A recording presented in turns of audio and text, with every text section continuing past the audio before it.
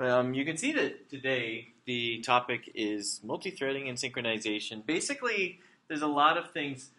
The way that I always describe it is that operating systems are just bookkeepers. That's really like, at the most fundamental level, they're just bookkeepers. But the thing that makes them so complicated is that all this stuff can happen at the same time. And that's the thing that really makes it difficult to write an OS. I mean, that and talking to Baroque and oftentimes poorly designed hardware. So basically, we want to avoid race conditions. We want to avoid issues where state gets corrupted through bad interactions by only allowing certain control paths to access state at once. So we call that a critical section.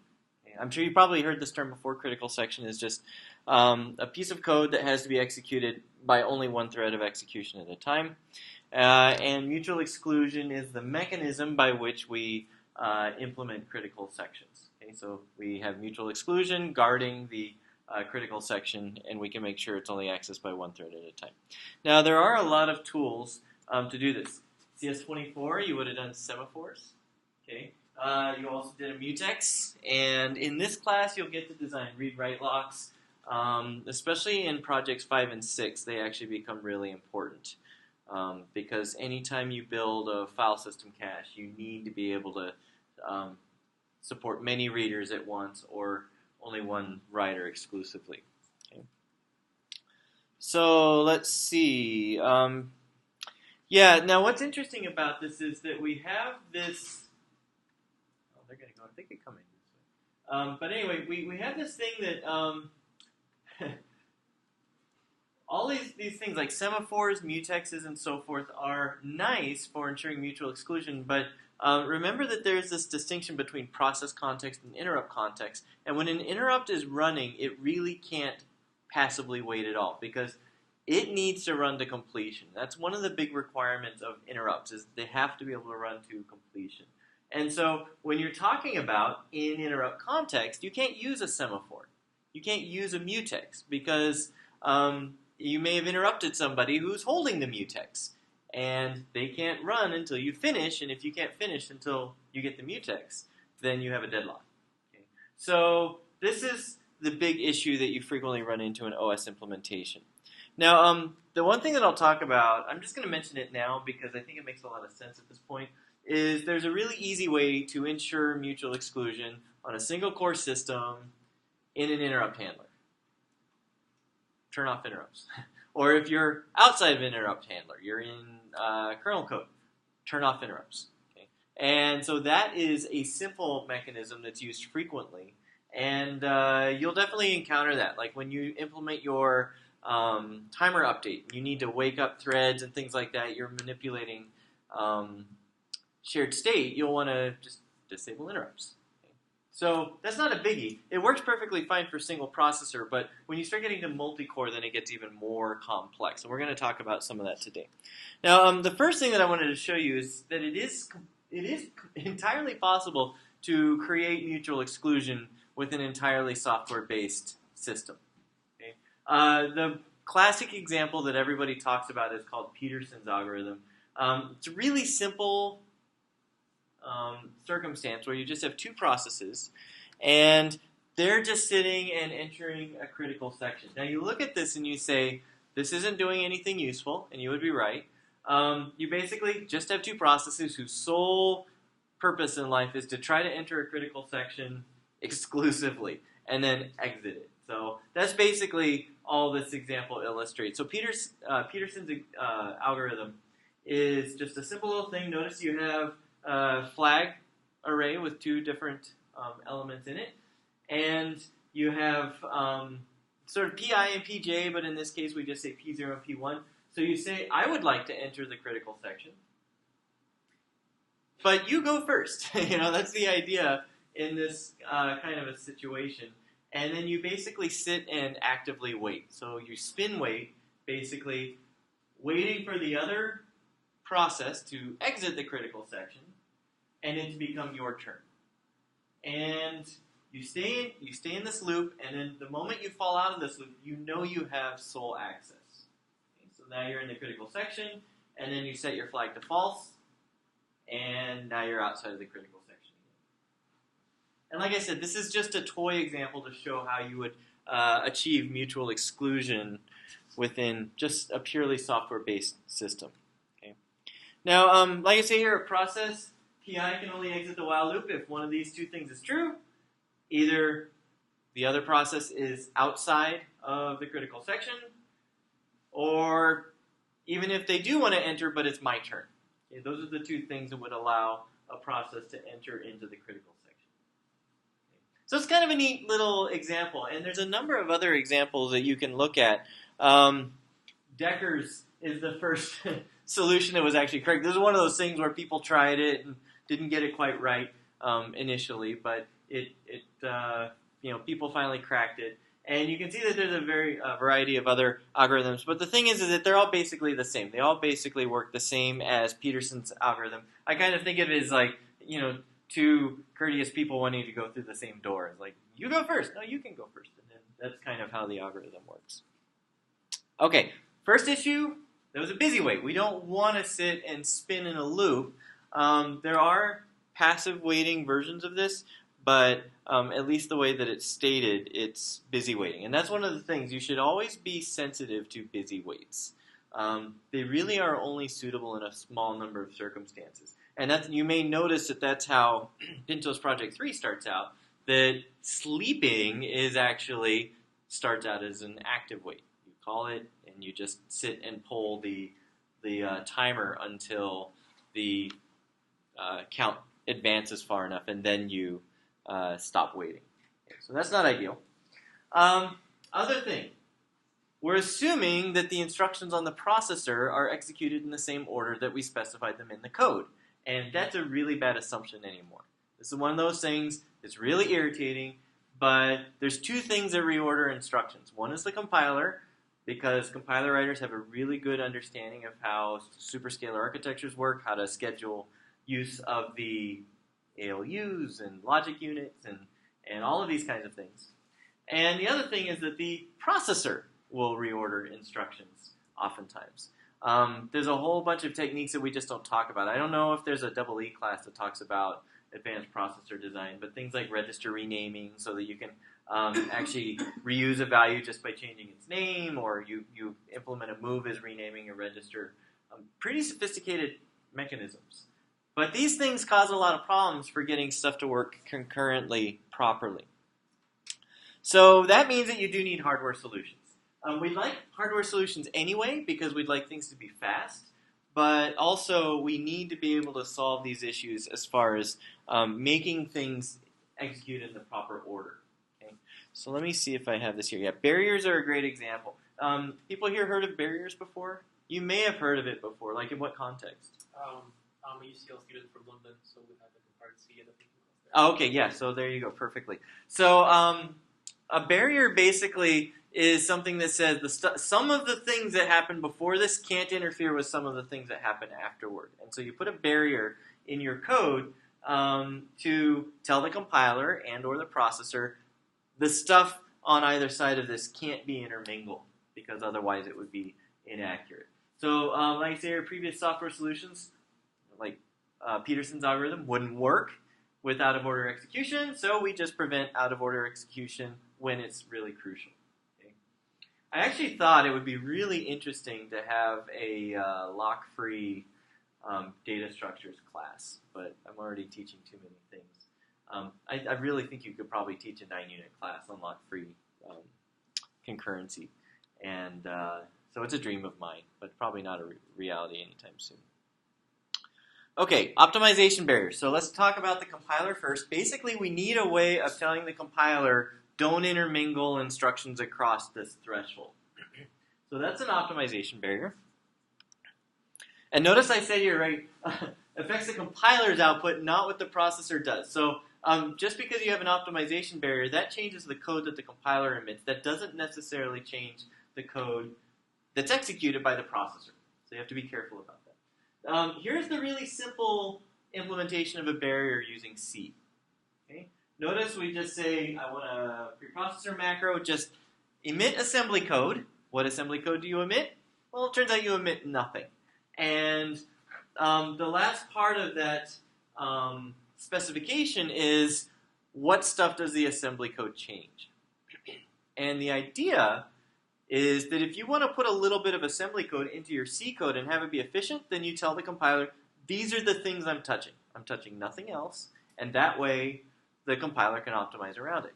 Well, if we say I change all of memory, then the compiler's like, well, I can't do anything about that. So it basically is a very effective mechanism for ensuring that stuff that is done before the optimization barrier is completed before anything after that barrier is started. So that's the idea behind the optimization barrier.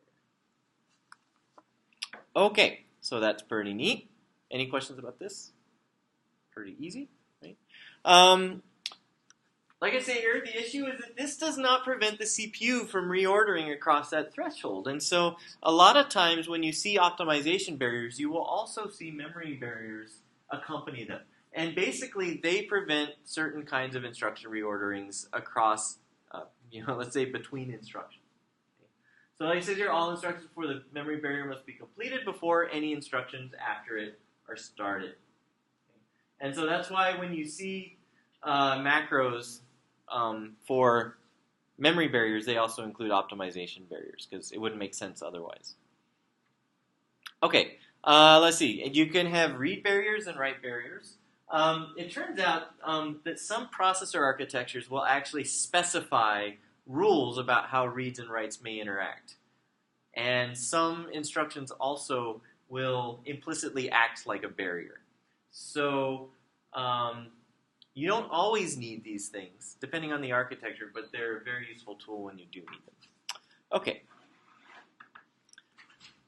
Here's another one that's interesting. Sometimes you need barriers on multiprocessor, but not on single processor. And so you'll see a lot of operating systems, particularly ones implemented for multi-core systems, with various flavors. So you'll say, I need an RMB, I need a read memory barrier, or I need an SMP RMB. And in this case, it would just be one that issues a read memory barrier only if you're on a symmetric multiprocessing system. Okay. So that's one of those neat things about having this tool set that you can use for properly implementing concurrency. Now here's the IA32 example. So it has 3 instructions that end in fence. And so that's basically a memory fence. L fence, S fence, so load fence, store fence, and M fence for just any general memory kind of operation. I have a few others. So I mentioned that some instructions implicitly act like memory barriers. So IRET makes sense. You want your interrupt handler to finish before you make any assumptions about what happens afterward. So the processor implicitly will complete all of that. Instructions prefixed with lock. If you say lock, then you're probably doing something with concurrency. And so x86 is nice. It just says, okay, I'll impose a barrier there as well. Okay, and there's a few other things also. There are some interesting constraints that IA32 and x86-64 satisfies as far as read and write interleavings. It's actually a really friendly architecture for implementing concurrency. So that's nice. Not all processors are that way. The DEC Alpha is notorious for being terrible with that. I don't remember if I talked about that in a previous lecture or in one that's coming up. I think it may be in the one where I tell you about read copy update. So we'll probably revisit that. Read copy update is like the coolest concurrency mechanism ever. It's becoming very popular in the Linux kernel. It's lock-free and it's very fast. So it's a pretty neat approach. Okay, so that's that. Are there any questions about barriers at all? I know I'm just telling you that this is a thing. We're not really talking about how they're applied. Thankfully, this is not something you have to really know in this class. Like I said, if we were to talk about lock-free data structures, then it would be really important. I'll just also say as an aside, Pintos is single processor, and although there is kernel preemption, it's nice because that there's always only one thread of execution going at a time, so that simplifies life immensely, and it takes care of the low-level details of how these things need to be implemented. For the most part, you'll have to touch a few things. Okay. I was mentioning that another approach that one can use for ensuring Mutual exclusion is simply disabling interrupts, because when you're talking at this level, the operating system implements the concurrency model for the whole entire system. And so if you have that kind of a system, then really the only thing that can interrupt anything else is some hardware thing firing. So you have a timer interrupt going off, a disk interrupt, something like that. Those are the only things that can really interrupt anything else. And so that's one of the primary sources of concurrency. So an easy way of preventing that is just disable interrupts. Okay. So yeah, like I say, you can't passively block. So you can't use a semaphore. I already talked about this a little bit. You can't acquire a semaphore, a mutex, and an interrupt. Now, this is assuming that we're talking about a blocking acquire. If you have done any significant amount of concurrency programming, you're probably familiar with the fact that these primitives also often support a try to lock, try to acquire, and just return with a failure if I can't acquire the semaphore or I can't acquire the mutex right now. So you could, of course, use an interrupt handler in that way inside of, I'm sorry, I think I stated this wrong. You can use one of these primitives in that way in an interrupt handler where it just says, well, I couldn't acquire the lock, so I'm going to go on. But if you want to acquire something in a blocking manner, then you can't do that. Okay? So yeah, IA32, we already have this mechanism where we turn off interrupts. This automatically happens when an interrupt is dispatched, interrupts are turned off. And when you return from the interrupt handler, they're automatically turned back on. And you can manually control that with STI and CLI as well. So set interrupt flag and clear interrupt flag. There's so much interesting stuff to talk about with this. There's two mechanisms, and now that you've all hopefully completed your PC booter, if not, then good luck. But the thing that's really interesting about that is you probably saw that there's two mechanisms for dealing with interrupts, preventing concurrent interrupts inside of an interrupt handler. One is when you enter the handler, interrupts are automatically disabled. You could always manually re-enable them right away. That will allow other kinds of interrupts to be delivered. You could then also acknowledge, because you probably saw this with the pick, I've got to manually acknowledge the interrupt was handled. So you can either do that at the end of your interrupt handler, or you can do it earlier on if you want to allow concurrent invocations of a particular type of interrupt to occur. So you have control. And the simple thing is to always just rely on the defaults, because then you minimize your concurrency, your overlap. But the problem is then you increase the latency between interrupts occurring and actually handling them. So good operating systems will frequently allow those things to overlap in very clever, sophisticated ways. Okay, here's another thing that's challenging. If I do STI and CLI, that's only the current core. So if I'm on a multi-core system and I turn off interrupts, I'm turning them off for me. There's a way of turning them off for everybody, but it's always, I shouldn't say always, invariably, I also shouldn't say invariably, almost always it's a terrible idea because it really dramatically slows down your system. You're basically telling everybody to stop handling interrupts. And what you'd really like is to just turn off interrupts for yourself when you have to and allow other processors to continue handling interrupts. Okay? So this is an important detail. This is something you don't have to deal with in Pintos. Okay? But if we ever get our new nascent operating system going, that's one of the things that will have to be dealt with because it's actually a multi-core OS. So, clever technique. Not this. Like I said, greatly reduces the concurrency of the system. But there's another technique called a spin lock, and some of you may have encountered this before. Again, some software systems use them heavily. They're actually really useful nowadays. I see 3 laptops right now, and I imagine you guys may have laptops. I can't tell. But how many cores?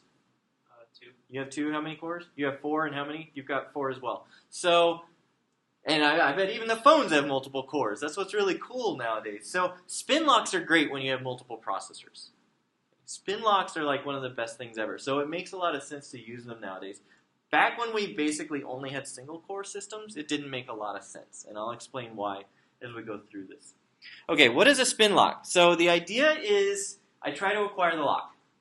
It's not available. So I sit and I spin on it. I actively wait for a certain period of time, presuming it's going to become available quickly. So you'll notice here there's a lot of assumptions. If the lock is available immediately, I'm happy. If it's not immediately available, I am assuming that it will become available very quickly. Okay, we're talking generally on the order of, let's say, an absolute maximum of hundreds of instructions. Because think about the cost of a context switch if I want to passively wait. That's the alternative usually. Then, that's going to be like 20,000 clocks, so probably thousands of instructions. So we'd like to keep Spinlock polling loops down to like hundreds of instructions usually. And like I was saying, they only make sense on multiprocessor systems. And I say here, I assert this. It's kind of funny. On single-core systems, they either waste CPU time or they block you up. Okay? So think about this. I'm in a process on a single-core system. I try to acquire a spin lock. It's not available, so I start to spin. Now what happens? Well, I'm spinning. I'm using the CPU. Eventually, the timer interrupt goes off. Bing! Your time is done. And I get kicked off the CPU. Somebody else gets to run, and maybe they finish, and they release the spin lock. And then finally, we switch back to me, and I go look in my loop, and I'm like, oh, it's available, and I grab it. Okay. The problem is, since I'm on a single-core system, nobody else can progress while I'm on the CPU. So I'm going to spin until I use up my entire time slice. That's the reality of spin locks on single core. So they're just not useful. Everybody got that, because that's kind of one of those fundamental... I worked with this guy who did mainframe programming for years and years, and he was like very assertive about this stuff, and he's absolutely right. I mean, this stuff is important to understand. So that's the one thing. Or you could wait forever, and that's if you're in an interrupt handler. Okay, so you try to acquire a spin lock in an interrupt handler. So you're spinning, but who interrupts an interrupt handler? Usually not many people, and that interrupt handler has to run until it's done. So if a process held that spin lock, and an interrupt went off, and now you're trying to acquire it, now you have a deadlock situation. So those are the two possibilities when you use spin locks on single-core systems. You either waste time or you deadlock. So it's not a great approach for this. You want to use regular blocking, passive waiting locks on a single-core system. Okay. So here are the scenarios that prompt spin lock. First one is you can't context switch away, i.e., I shouldn't say i.e., but you may be, for example, in an interrupt context, or you expect the lock to be held for a very short period of time. Now, this is probably always going to be one of the assumptions that you have when you use a spin lock. Okay? You want to avoid the overhead of a context switch. So you're just going to wait until that other thing, which should be on a different core, finishes, and then you can grab the lock. Okay. Let's see. Yeah, so interrupt handlers. Great option when you're on a multi-core system and you're in an interrupt handler and you need to manipulate shared state. Oh, yes, question? Yeah, so I guess like in a multi-core system, how do you really maintain the state of variables between the cores? Like, that seems like a non-trivial... Yeah, no, you're right. I mean, how do you maintain the state between different cores? I mean, basically you have to store it in memory. You have to rely on the hardware caches to keep things coherent so that everybody sees the shared state. Different cores have separate caches? They'll have separate caches, so you have to rely on the coherence mechanism.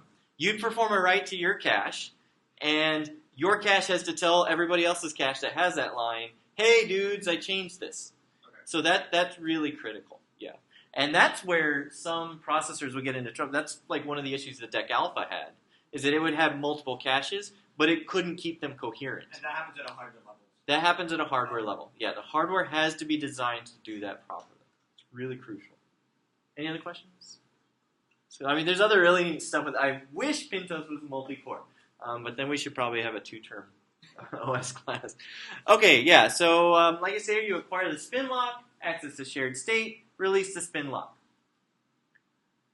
That is okay a lot of the time if you have shared state that is only manipulated from an interrupt context, and it can happen on multiple cores. Because you expect that, the first interrupt handler that triggers, that acquires the spin lock, is going to keep running to completion. Nothing will block it. And so if somebody else is blocked waiting for it to finish, then The first one finishes, and eventually it will get to go. So everybody has to have like a clear path to completion. No blocking, no passive waiting. But yeah, this is this example. So timer interrupt triggered on each CPU, execute, so each CPU has its own, so this is also a little bit imprecise, shall we say, in how it describes it. They may all share the same code, but they may have their own state. They may have shared state. Obviously, timer interrupts occur on each CPU when they occur. We can't really synchronize those unless we have external mechanisms.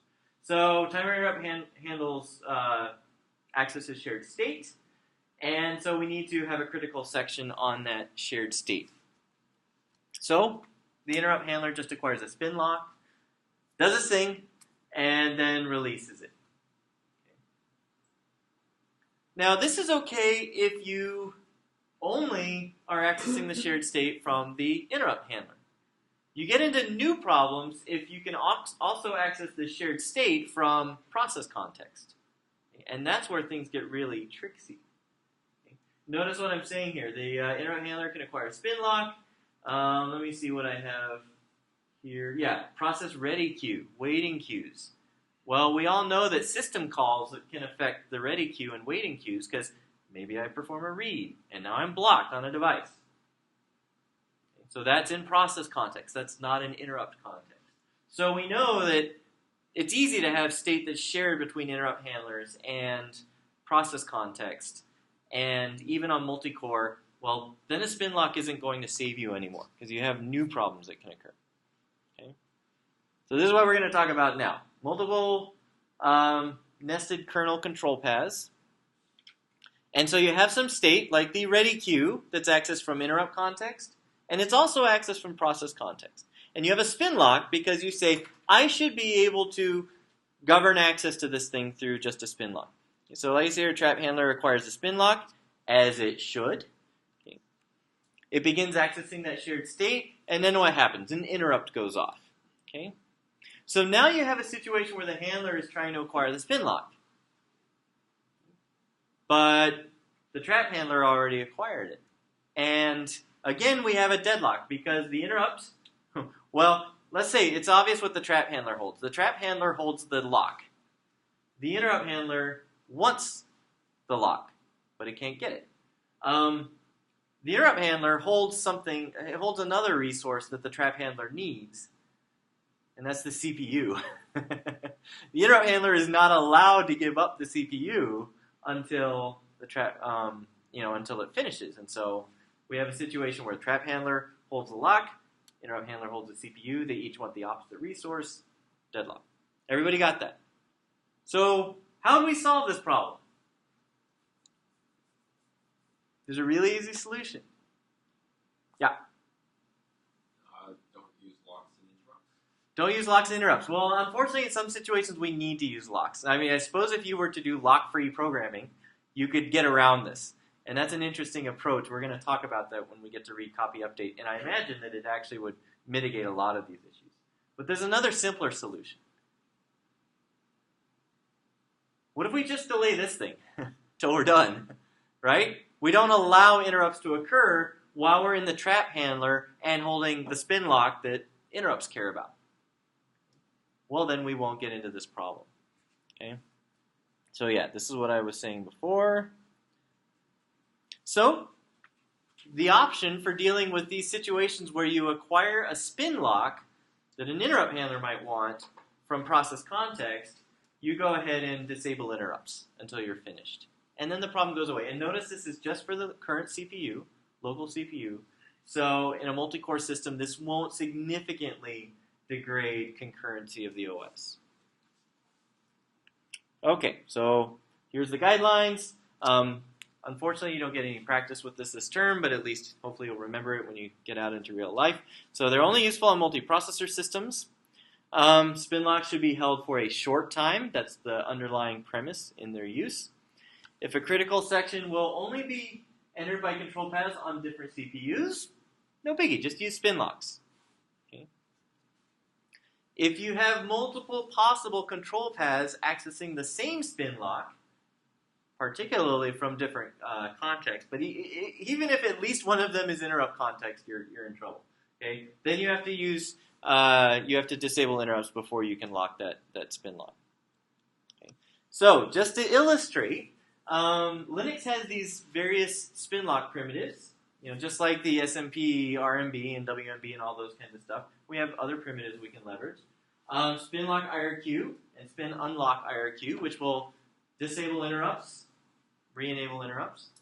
Spin lock and spin unlock, they just acquire the spin lock. So you could use those from an interrupt handler or something like that. Okay, questions?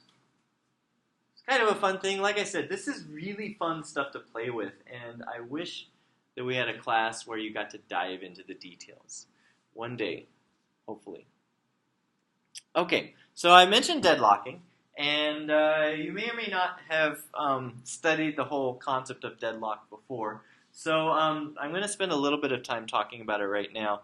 Basically, anytime you use locks, you can end up in deadlock scenarios. You can end up with deadlocks in other scenarios as well. This is not a unique issue for lock-based concurrency. So, but you have this statement: a set of processes deadlocked if each process in the set is waiting for an event, or you could also say a resource, that only another process in the set can cause. So here are the requirements. If you wanted a recipe for deadlock, these are the required ingredients for making a deadlock. So you have mutual exclusion, which means you have to have resources that can only be held by one thread of execution or something like that. So mutual exclusion. Hold and wait.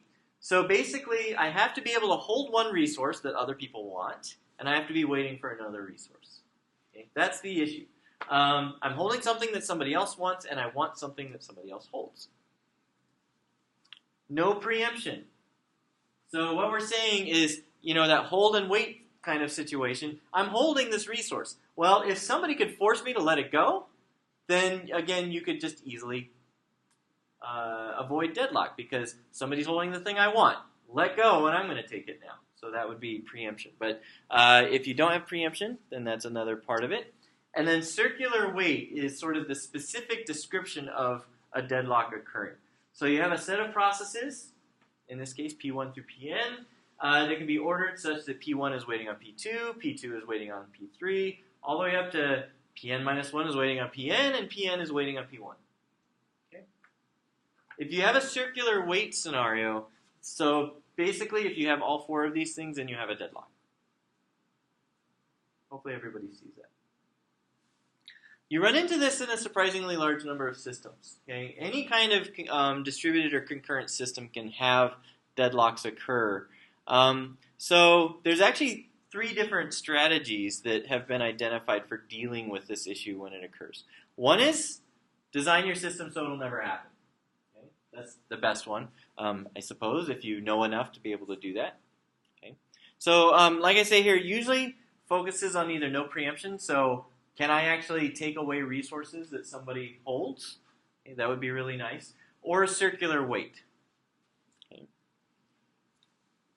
So if a process can't acquire a resource, it relinquishes its locks on all other resources. So that's a simple way of breaking the no preemption condition. Okay. Circular wait, though, tends to be the one that people focus on. So you just impose some kind of total ordering over all the lockable things. And you always follow that total order when you're acquiring locks. And as long as you do that, nobody can ever deadlock because you can never have a situation where one process is waiting for another process, and then in a cycle. That's the part that's the critical part, is the cycle. Okay. So yeah, if a process acquires a later resource in the ordering that wants an earlier resource, then basically it has to go back and start over and reacquire everything in the appropriate order. Okay. So, deadlock prevention. If you've written multi-threaded programs and they had the potential to deadlock, this is probably what you did. Because if it's a relatively small program, this is an easy thing to achieve. Okay. Deadlock avoidance. Well, this is a more interesting one. This is where basically when somebody tries to acquire a lock, you fail the request if it might cause a deadlock. So what this means is that the system has to look at when requests come in and decide if it's actually okay or not. Okay, so I'm not going to talk about this too much, although it's kind of, I guess wound weight and weight die are kind of funny. So you have an older process and a younger process. So typically you have some kind of precedence imposed in the system. I suppose you could have also priority based, like a higher priority always outranks a lower priority or something like that. But in this case, we have an older process and a younger process. Wound weight is if the old process needs a resource that the young process holds, the young process dies. So that's not very nice. If the young process needs a resource that the old process holds, then the young process waits. So you see it's holding off the grant so that the old process can complete and we won't have a cycle. Then you have wait die, which is if the old process needs a resource that the young one holds, then the old one waits. And if the young one needs a resource that the old one holds, then the young one dies. Okay? So you can see that this one is interesting because, like in the first one, it's clear the old process is always going to have top billing, right? But in the second version, the young process can make the old process wait, but if we get into a situation where there's a mutual desire to acquire each other's resources, then the young one is always killed. Okay? So, simple way of killing the cycles. Then there's a third one, which is the most fun, I think. But this is deadlock detection and resolution. And basically, in this situation, what you do is you allow deadlocks to occur, and you just detect them. Because deadlocks have this interesting property. It doesn't matter if you wait 5 milliseconds or 5 years, they don't go away. You know, you're deadlocked, nobody can make any progress, so you're stuck. And so basically what you can do is periodically check to see if the system is entered into deadlock, and if it is, then you break the cycle. Typically, it's that circular wait issue, and you just pick somebody and kill them. And then everybody else is typically able to proceed.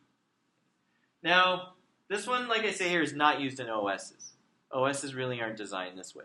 You'll see OSs with deadlock avoidance, and you'll see OSs with deadlock prevention. Databases use deadlock detection and resolution heavily because it is very difficult to, in fact, I would say impossible, to properly predict where all the data is that you might access. So you don't know where the potential deadlocks will occur as a transaction is executed. So this is very common in databases, but it's extremely uncommon in operating systems. Okay, any questions about these? All right. Semaphores. So we're all generally familiar with semaphores because we actually do these things in CS24, so that helps a lot. Edgar Dijkstra was the guy who came up with these, and basically it allows coordination between processes. When you try to acquire a semaphore and you fail, then you block. And typically you want that to be a passive wait. And so you can see that, I don't know, I can't imagine, I've never seen a Spinlock version of a semaphore. So I don't know in what circumstance that would be really useful. But anyway, you definitely can't use these in interrupt context, at least in a blocking manner.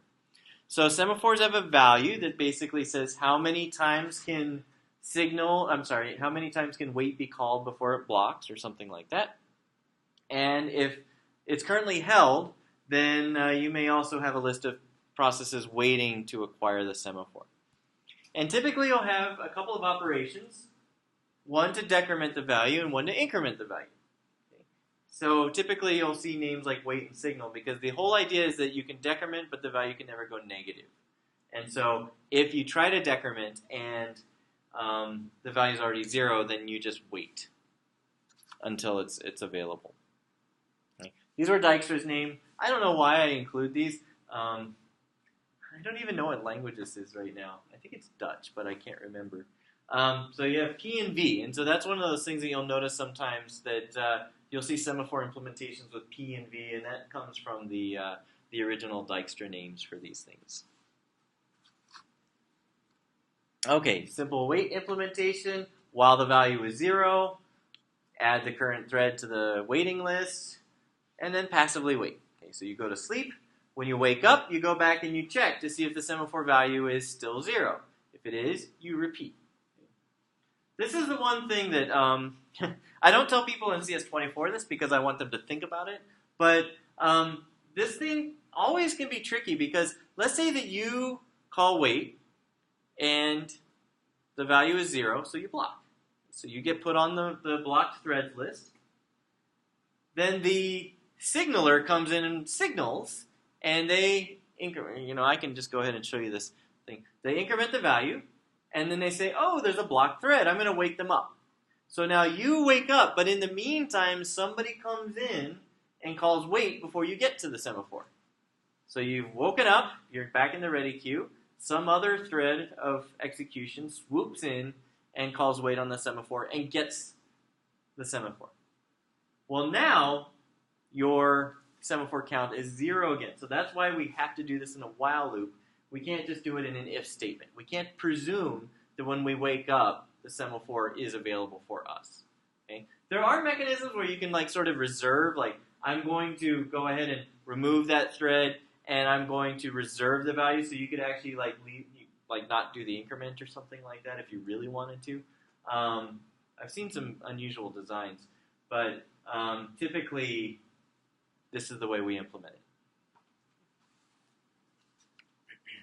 And yeah, these are critical sections. So if you look at the Pintos semaphore implementation, for example, it just turns off interrupts, does this thing, and when it finishes, it turns them back on. So easy peasy, right? That's the only way you can get concurrency, so let's just turn off interrupts. In a multi-core system, you'd have to be a bit more clever. So let's see, block threads, they're managed in a lot of different ways. It's interesting. You could make arguments about fairness and so forth, but most of the time, fairness is more expensive. And so it tends to be that your default implementation doesn't care about fairness. And so you just sort of first come, first serve, or somebody can swoop in and steal the semaphore from you. So it's kind of an interesting issue that you run into in these systems. If you look at Java has quite a lot of concurrency primitives, and you'll look at a lot of them will have a configuration parameter that says, do you want this to be fair or not? And if it's unfair, it's a lot faster. Okay, let's see. Any questions about semaphores in general? Because I'm going to tell you about a couple of varieties, because you'll see, and as you have seen in CS24, a variety of ways in which they can be used. So the value can be used as sort of a count of a count of resources to be assigned. Okay, so when you have that kind of situation, you might initialize a semaphore value to 10 or 5 or something like that. So when you use semaphores in this way, they're called counting semaphores because they're really used to keep track of allocations of a shared resource. So, like I say here, it does not ensure mutual exclusion, but what it does do is it ensures a maximal, sort of an upper bound on the concurrency. Okay. The example that we use from CS24 is a bounded queue. So, basically, you could have a semaphore that keeps track of how much space is in the queue. You could have another semaphore that says how much data is in the queue, and then you can use those for doing synchronization on both the producers and the consumers. Okay. So, simple use case, relatively common use case, and certainly very effective. Okay, so this is a great example of counting semaphores. Now, the interesting thing is that when you have these kinds of scenarios, sometimes you also need a semaphore just to ensure mutual exclusion. Okay, so like I say here, we had 2 semaphores, and they had critical sections internally. You'd like to have other things in the critical section because you have shared state that's being manipulated. So you could use a third semaphore for mutual exclusion. Okay? And so in this case, the maximum value is 1. Okay? So your value will be 0 or 1, depending on whether somebody holds the semaphore or somebody, or if it's available. So in this case, we call those binary semaphores. So again, you have counting semaphores, count resources, binary semaphores, just ensure mutual exclusion. Okay? Let's see. So when you have a binary semaphore, you should always look for whether or not there's a mutex available, because mutexes are like optimized, efficient versions of binary semaphores. Okay. Now here's the main difference.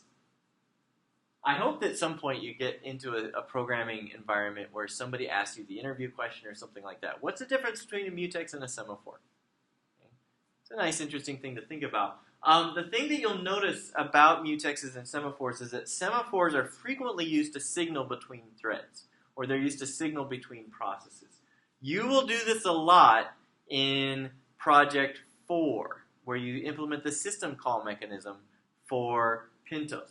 Because you'll have a situation where the parent process will want to start a program running. Now, the parent process is supposed to wait until it finds out whether or not the child finished successfully. Or maybe the binary isn't available, maybe something causes it to fail. So, a semaphore is a great way of signaling between the two. The parent sets it up, it waits on the semaphore, the child, when everything finishes and it decides whether it succeeded or failed, they can just say, signal. And now the parent finds out. So you have actually wait and signal being called by two different things.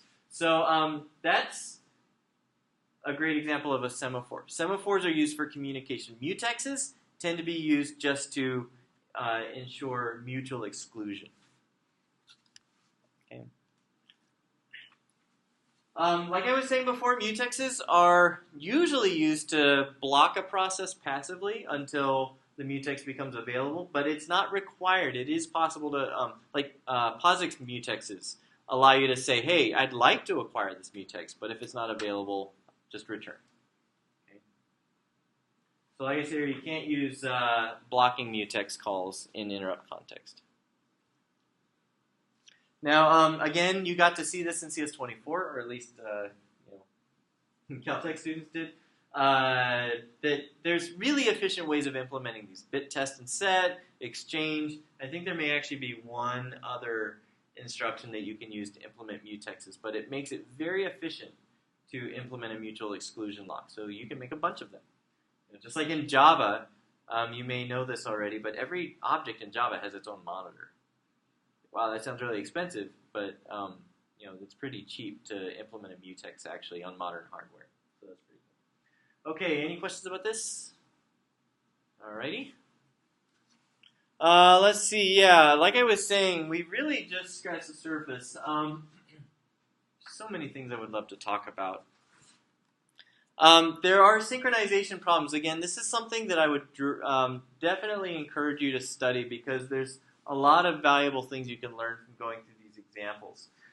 When I put together this class, I didn't seem to have time for a lecture where we went through solving a concurrency problem. So you should just be aware of this.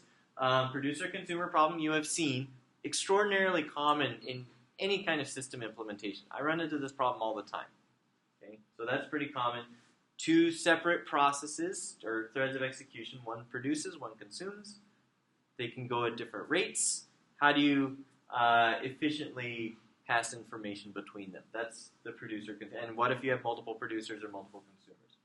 Readers and writers. So this is a situation where you have many readers. You'd like to have overlapping access to the shared resource. Writers need to be exclusive. That's when you'll get to encounter in projects 5 and 6. Definitely project 6, but possibly also project 5. So you'll get to deal with that. And dining philosophers, if I remember my history correctly, was a problem that Dijkstra came up with to illustrate how to solve concurrency issues. And it's fun because there's a whole bunch of different solutions based on the concurrency mechanisms you use. So dining philosophers is a great sort of example to work through and figure out. I'm trying to remember. It's like philosophers are either thinking or they're eating, but if they want to eat, they have to have the forks on both sides of their plate, and each philosopher, pairs of philosophers only have one fork between them, so you have the mutual exclusion issue. And so how do you design a system that doesn't deadlock? It's interesting. Okay, so yeah, and there's a lot of other stuff there. It turns out that deadlock is not the only problem that you can have too.